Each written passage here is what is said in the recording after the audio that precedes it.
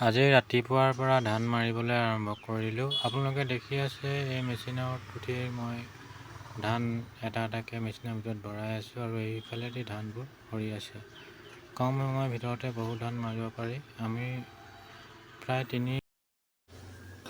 প্ৰায় আধা ঘণ্টা ৪৫ মিনিটৰ ভিতৰত আমি প্ৰায় ৩ পৰা ৪ বিঘা মাটিৰ ধান মাৰি শেষ কৰিলোঁ। ইয়াৰ লগতে মোৰ লগত আছে আমাৰ ভাইটি এটা আছে আৰু আমাৰ বৰদেউতাৰ লগত লাগি আছে। আমি গোটেইকেইটাই লগ লাগি ধানখিনি মাৰি শেষ কৰিলোঁ আৰু এইফালে ধানবোৰ পৰি আছে। আৰু এই ধান উঠাই থকা ল'ৰাজন হৈছে আমাৰ বৰদেউতাৰ ল'ৰা, ভাইটি হয়। ই মোক ধানবোৰ তুলি দিয়াত সহায় কৰিছে আৰু এইফালে আমাৰ বৰ্তাই ধান দি আছে।